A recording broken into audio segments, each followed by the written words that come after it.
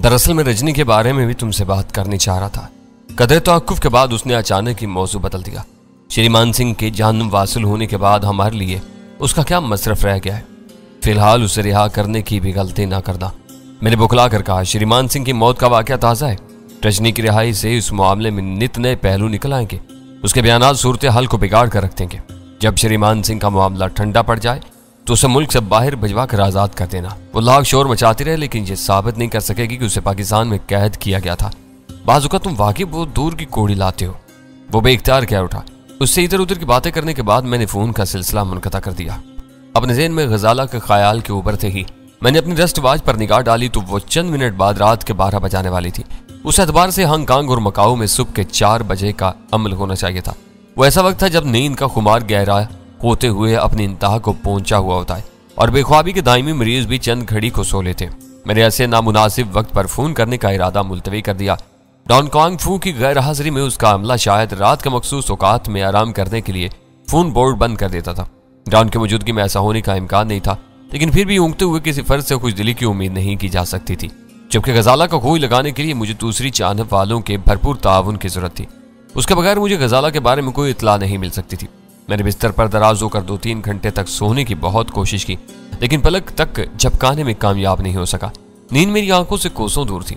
आला किस्म की अस्काज का खुमार भी नींद की हसीन देवी को राम करने में कामयाब नहीं हो सका था। मैं अपने इर्द गिर्द के हालात के बारे में सोचता हुआ मुसलसल सिगरेटें फूंकता रहा। उसी बेआरामी में 2 बज गए और मैंने उकता कर बिस्तर छोड़ दिया। नीम गर्म पानी की तेज धारों में गुसल करने और फिर तेज कॉफी का 1 कप मैदे में मुंतकिल करने के बाद मैं फोन पर आ गया।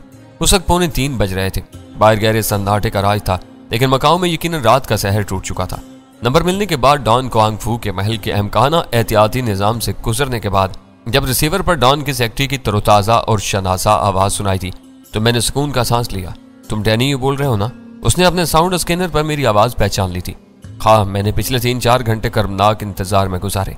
मुझे अपनी तशवीश से कहीं ज्यादा तुम्हारी नींद अजीज थी। मैंने उसका मूड खुशगवार रखने की नीयत से कहा। मैं सारी रात फोन पर मौजूद थी। उसके बेपरवायाना जवाब ने मुझे हैरान कर दिया। डॉन की गैर हाजिरी में मैंने 1-2 मरतबा रात को फोन बंद कर दिया था। उसकी मौजूदगी में तो एक लम्हे के लिए भी फोन बंद करने का तसव्वुर नहीं कर सकती, क्योंकि वो अपने महल से शाज़ुन नादर ही बाहर निकलता है और सारे काम फोन पर सरअंजाम देता है। तो इसका मतलब है कि डॉन वापस मकाऊ आ चुका है। मैंने मुसर्रत अमीज हैरत के साथ सवाल किया। मेरी किसी बात का कोई मतलब निकालने की कोशिश न करो। मैंने तुम्हें एक अहम सी बात बताई है। उसने तेज लहजे में फौरन ही मेरी बात की तस्दीक करते हुए कहा, चलो तो अब मुझे बता दो कि हांगकांग की क्या खबरें हैं। मेरा आदमी कहाँ है? मुझे अफसोस है कि मुझे इस बारे में तुमसे कोई बात करने की इजाजत नहीं है। उसकी आवाज में अचानक इस सर्द महरी और बेरुखी पैदा होगी। क्या यह डॉन की हदायत है? मैंने बेअतबारी के साथ सवाल किया। उसके महल के मुलाजमीन सिर्फ उसी के अहकामात की पाबंदी करते हैं। दूसरों को इस इंतजाम में दखल अंदाज होने की कोई इजाजत नहीं है। उसकी आवाज में बेअतनाई बरकरार थी। यानी डॉन अपने महल में वापस आ चुका है, तभी तो उसने तुम्हें हदायत दी होगी। कतई जरूरी नहीं। उस मर्तबा उसकी आवाज में रुखाई के साथ सख्ती भी उतर आई। वो कैदी नहीं था, अपने होटल के कमरे में महसूर था। वो जब चाहता वहां से अपने महल फोन कर सकता था। 47 साल चीनी लड़की के उस रवैये ने मुझे हैजान और सनसनी में मुब्तला कर दिया। उसका अंदाज बिल्कुल ही बदला हुआ था। पहले वो मुझे पल पल की खबर दे रही थी और अब ये तक बताने की रवादार नहीं थी कि क्वांग फू उस वक्त कहाँ था। उसने अपनी आखिरी फिक्रों में क्वांग फू के होटल में नजरबंदी के बारे में माजी का सीगा इस्तेमाल किया था, जिसका मतलब था कि डॉन को उस नापसंदीदा हिसार से निजात मिल चुकी थी। वो उस कदर काहलुल वजूद आदमी था कि पुलिस का मुहासरा खत्म होने के बाद अपने पुरतेश महल के अलावा कहीं और जाने की हिम्मत नहीं कर सका था। वो यकीनी तौर पर अपने महल में वापस आ चुका था, लेकिन किसी मसलहत की वजह से वो खबर मुझसे छुपाई जा रही थी।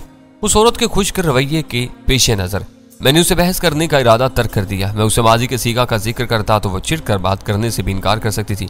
उसीलिए मेरे जहन में अचानक ही खोलनाक धमाका हुआ और मुझे अपनी आंतों में गिरें सी पड़ती महसूस होने लगी। मेरे लिए वो इम्कान बहुत लर्ज़ाखेज था। मुझे शुबा हुआ कि कहीं डॉन 3 अपने प्रोग्राम के सिलसिले में क्वांग फू को फोन न कर बैठा हो। अगर उसने मेरे बारे में क्वांग फू को कोई इशारा भी दे दिया था तो वह मेरी तरफ से भड़क सकता था। शायद उसी वजह से उसने अपनी सेक्रेटरी को मुझसे खुली खुली बातें करने से रोक दिया था। उस बदतरीन इम्कान को अपने जहन में रखते हुए मैंने नहायत मोहतात लहजे में कहा, तुम ठीक कह रही हो। मुझे डॉन की नकलो हरकत के बारे में इस कदर मुतजस्सिस होने का कोई हक नहीं है। अलबत्ता मैं गजाला और अपने साथी के बारे में बहुत बेचैन हूँ। वो दोनों कहाँ और किस साल में? अब तुमने कुछ कायदे की बात की है। मेरा पैंतरा कारगर साबित हुआ। उन दोनों के बारे में तुमसे कोई बात नहीं की जाएगी। डॉन की मुंह बोली बेटी फोन करेगी तो वो खुद उनसे बात करेगी, लेकिन इससे पहले तो तुम मुझसे बात करती रही हो। डॉन की मुंह बोली बेटी खुद मुझे इख्तियार देकर गई थी। तुम्हें मालूम है कि वो किसी लंबे सफर पर निकली हुई है। मैं उसे कहां से पैदा करूं? उसकी वापसी का इंतजार करो, ये तुम्हारा मसला है, जो हम में से किसी ने पैदा नहीं किया। उसने टिका सा जवाब दे दिया। लेकिन मैं तुम्हें इतना जरूर बता दूं कि उस लड़की ने डॉन की जो तौहीन और तजलील कराई है, उस पर वो बहुत ज्यादा मुश्किल है। उसे उस बात का भी दुख है कि बात बिगड़ जाने के बावजूद उसकी मुंह बोली बेटी ने हांगकांग पहुंचने की जहमत नहीं की और अपने किसी आदमी को भेज दिया। दिन रात अपने महल में बसर करने वाला डॉन वीरा के एक इशारे पर मुकाओ से हांगकांग के लिए चल पड़ा था। लेकिन वीरा का जवाबी रवैया मायूस कुन था। अब वो खुद वीरा से ये बात साफ करेगा। उसकी वो कहानी सुनकर मेरी जान में जान आई। लेकिन उसकी वापसी के लिए मैं क्या करूं, कहां जाऊं?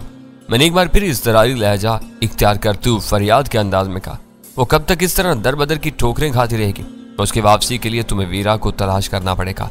डॉन तुमसे हरगिज बात नहीं करेगा। मैं वीरा और गजाला की गलतियों पर उसके लिए पैर पकड़कर माफी मांगने के लिए तैयार हूं। मैंने पूरे खलूस और नेक नीयती के साथ अपने इरादे का इजहार किया। लेकिन मैं वीरा को कहां से लाऊं? फोन पर कुछ भी नहीं हो सकता। उसने उकताए हुए अंदाज में अपना फैसला सादर कर दिया। अगर वीरा से राब्ता होना इसी कदर दुश्वार है और तुम इंतजार नहीं कर सकते, तो फिर मुकाऊ आकर डॉन से मिलने की कोशिश करो। हो सकता है कि उसे तुम पर रहम आ जाए। उसके अलावा कोई तीसरा रास्ता नहीं है। मैंने खुशामदाना अंदाज में मजीद बात बढ़ाने की कोशिश की, लेकिन उसने दूसरे नंबर पर कॉल का उज़र करते हुए फोन बंद कर दिया और मैंने भी सिलसिला मुनक़ता कर दिया। वो औरत अव्वल दर्जे की बेवकूफ़ थी या फिर दीदा दानिस्ता मेरी मदद करने की कोशिश कर रही थी, क्योंकि उससे होने वाली गुफ्तगू हर एतबार से नतीजा खेज साबित हुई थी। उसने मेरे किसी सवाल का बराह रास्त जवाब नहीं दिया था, लेकिन उसकी गुफ्तगू में मेरे हर सवाल का जवाब पनाह था।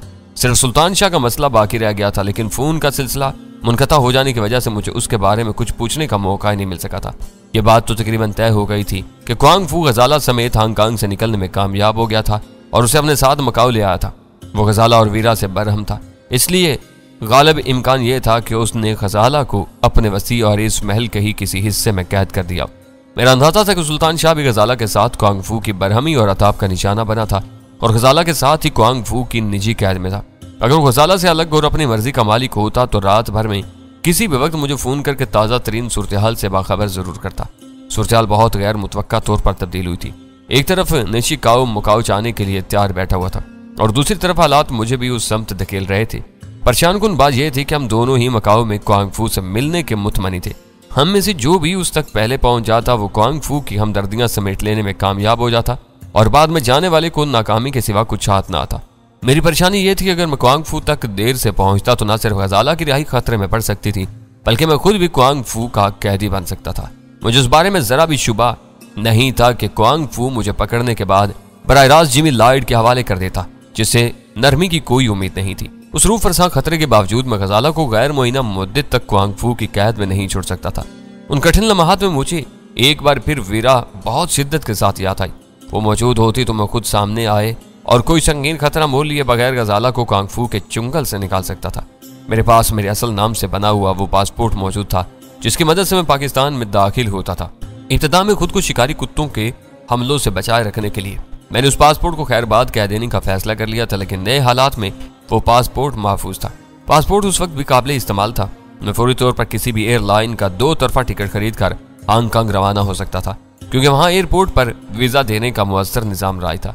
मैं शहर बल्कि मुल्क से रवानगी का इरादा लिए बैठा था, लेकिन यह सोचकर मेरा दिल उदास हो गया कि मेरे गर्दो पेश में मेरा कोई ऐसा हमदर्द और गम गुसार मौजूद नहीं था जिसे मेरी रवानगी की जरा सी भी फिक्र होती। दे के एक जहांगीर ही मेरा दोस्त रह गया था, लेकिन वो भी अपनी छोटी सी दुनिया में मगन रहने का आदी हो गया था। मैं उसे फोन करके अपनी रवानगी की इत्तला देता तो यकीनन पूरी फिक्रमंदी के साथ फ्लैट पर दौड़ा चला आता और शायद मुझे एयरपोर्ट तक छोड़ने की भी कोशिश करता, लेकिन मैं उसे उलझाने का कोई इरादा नहीं रखता था। दूसरा स्पेशल टास्क फोर्स का जफर था। वो मेरा दोस्त नहीं, लेकिन हमदर्द जरूर था। उसे गजाला और सुल्तान शाह की हांगकांग में मौजूदगी का भी इल्म था, इसलिए उसे बात करने में कोई हर्ज नहीं था।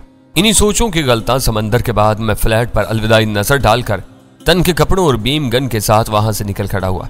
मेरे अगले चंद घंटे शहर में इधर उधर भागते हुए गुजरे।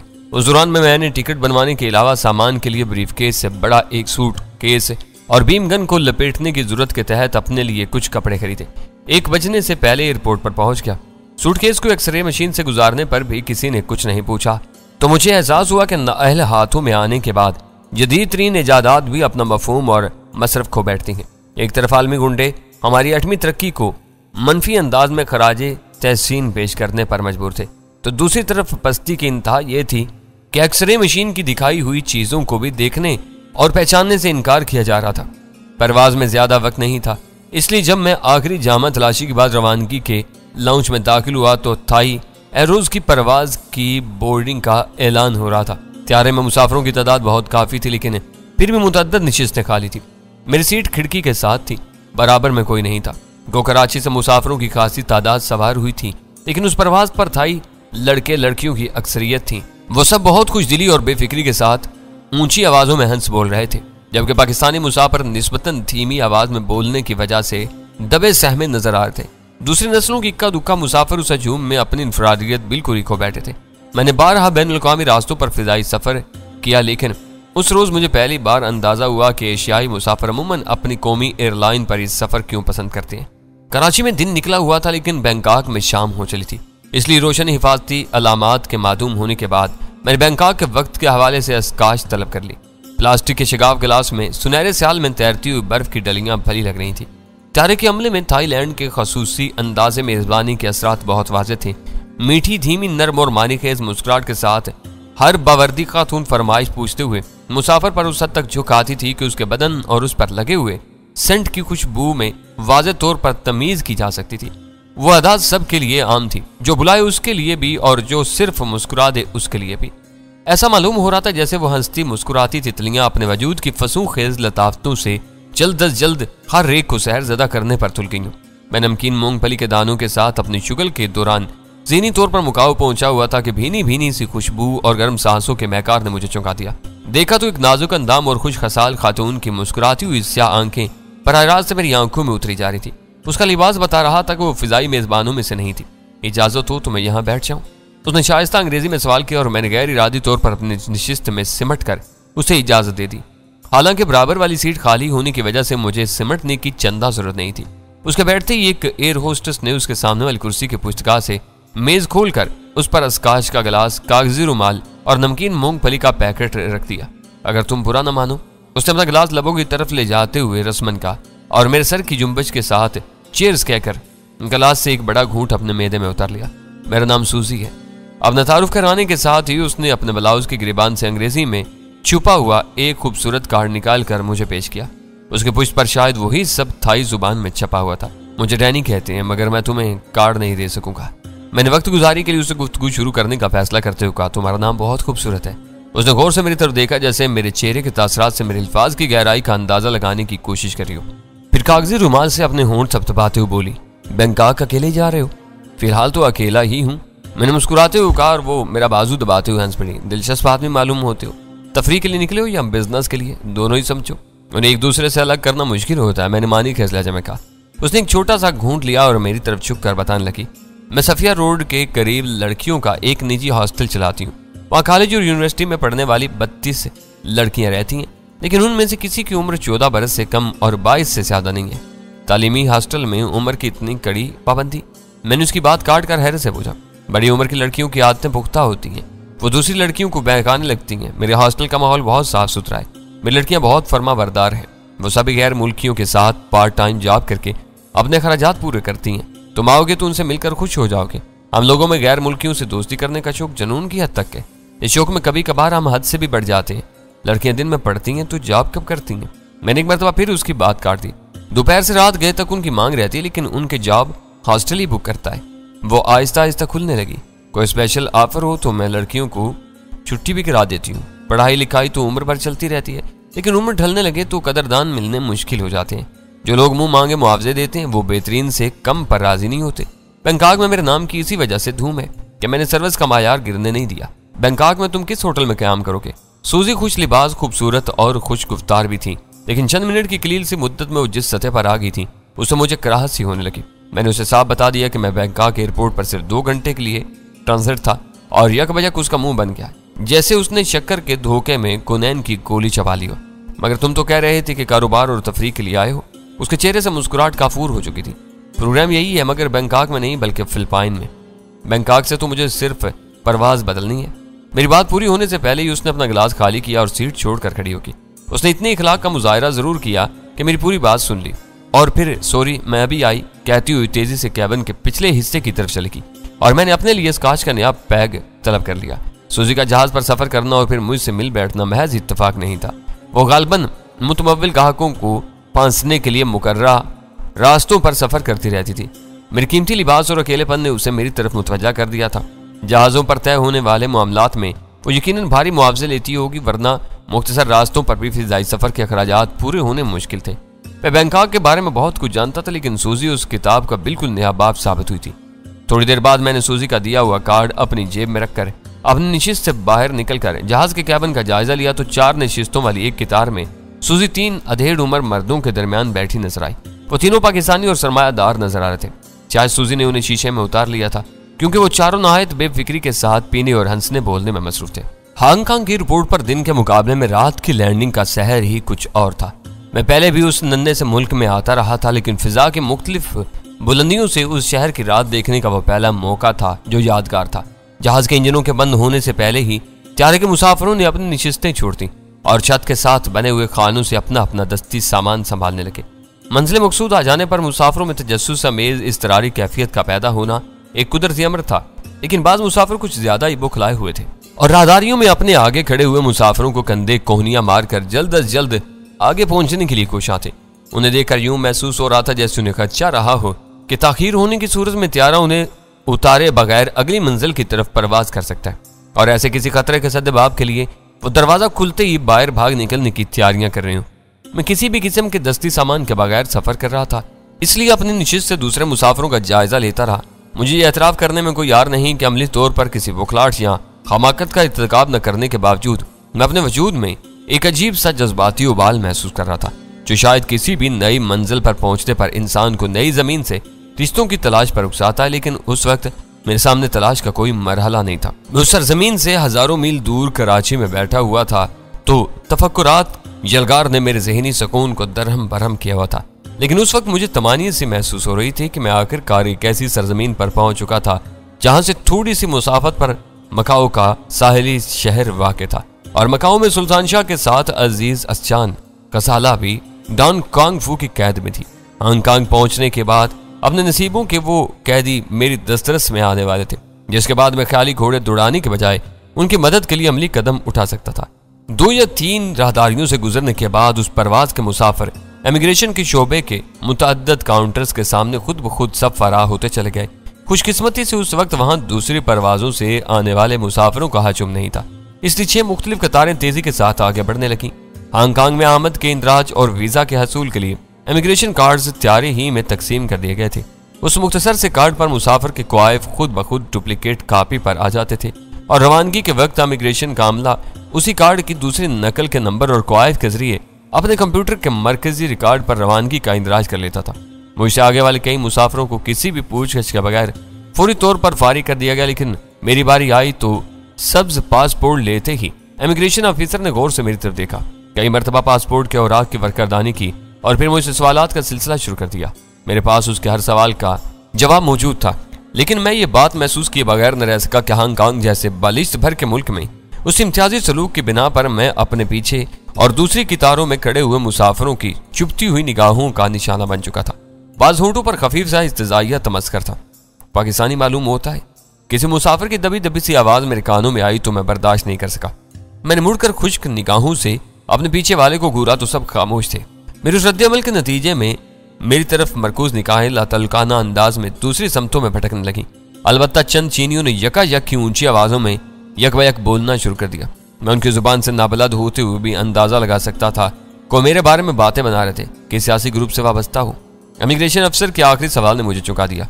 किसी से नहीं। मैंने कदरे हैरत से जवाब देते हुए दिल में सोचा कि पाकिस्तान के सियासी ग्रुपों से भला उसको क्या वाकफियत हो सकती है। वो अपने सामने रखे हुए कंप्यूटर मॉनिटर पर नजरें जमा कर तेजी के साथ कीबोर्ड पर उंगलियां चलाने लगा। उसने मोहर लगाकर इमिग्रेशन कार्ड की कार्बन कॉपी के साथ पासपोर्ट मुझे लौटाया तो मुझसे सवाल किए बगैर न रह सका कि वीजा के मामले में पाकिस्तान की अंदरूनी सियासत की क्या जरूरत पेश आई है। उस चीनी के सुते हुए होंठों पर एक मसनूई मुस्कुराहट रिंग आई और वह जल्दी से बोला, एक बार वीजा लेने के बाद पाकिस्तानी इंसानी हकूक की पामालियों के हवाले से सियासी पनाह की दरख्वास्त कर देते हैं। हमारा महकमा ऐसे पाकिस्तानियों से तंग आ चुका है जो यहाँ नौकरियां करने के लिए सियासी मुखालिफिन पर हुकूमत के बदतरीन तशद्दुद की नित नई कहानियां लेकर आते हैं। अब हम सियासी रुझान का शुबा होते ही पाकिस्तानियों को वीजा देने से इनकार कर देते हैं। अपनी बात मुकम्मल करते ही वो कतार की तरफ मुतवज्जा हो गया और मैं बोझल कदमों से आगे बढ़ गया। मेरे लिए वो तजुर्बा शर्मनाक और तौहीन अमेज था, लेकिन मैं कुछ नहीं कर सकता था। खुदगर्ज और तंग नजर अफराद की हरकतों से मुल्क के नाम को बट्टा लग चुका था। सब्ज पासपोर्ट वालों के साथ इम्तियाजी सलूक करने में उस इमिग्रेशन अफसर का कोई कसूर नहीं था। उसने अपने तजुर्बे से जो कुछ सीखा था वो उस पर अमल कर रहा था। उस वक्त रात हो चुकी थी और फौरी तौर पर मकाओ रवानगी मुनासिब नहीं थी, इसलिए मैंने वो रात वहीं गुजारने का फैसला कर लिया। हार्बर के उस पार हांगकांग में जिंदगी का चलन जरा मुख्तलिफ हुआ करता था, इसलिए मैंने कोलोन ही के किसी होटल में कमरा हासिल करने की नीयत से मालूमाती काउंटर का रुख किया तो वहां बैठे हुए चीनी ने बेरुखी के साथ एक फहरिस्त मेरे आगे डाल दी। अपने बजट के मुताबिक इस लिस्ट में से होटलों के फोन नंबर ले लो और पब्लिक बूथ से बुकिंग करा लो। ये काम तुम नहीं करा सकते? मैंने फहरिस्त को छुए बगैर सर्द लहजा में पूछा। उसने मेरी बात का कोई जवाब दिए बगैर अपनी कुर्सी छोड़ दी और अंदर चला गया। मेरी खोपड़ी बंद ना कर रहा कि दूसरी कौमों के अफराद के साथ हांगकांग के चीनी नजात बाशिंदों के रवैयों में वो बेनियाजी, अनानियत और तकब्बुर वहां की रवायात में शामिल था। दफ्तरी क्लर्कों से लेकर दुकानदारों तक हर चीनी उसी रंग में रंगा हुआ था। मैं गुस्से के आलम में बस स्टॉप की तरफ चल दिया। रूट नंबर A1 की बस से उन दिनों भी एयरपोर्ट से शमशाचुई के लिए चलती थी। 8 हांगकांग डॉलर में वो सफर खासा खुशगवार साबित हुआ। रास्ते में शहर की रौनक मादूम हो चली थी, लेकिन सालबरी रोड से गुजरते हुए नाथन स्ट्रीट पर उस वक्त भी भीड़ भाड़ नजर आ रही थी। बाएं हाथ पर स्पेस थिएटर और उससे तकरीबन मुल्हक सकाफती मरकज में भी चहल पहल थी। बरसों बाद भी हांगकांग में बहुत ज्यादा तब्दीलियां रूनमा नहीं हुई थी।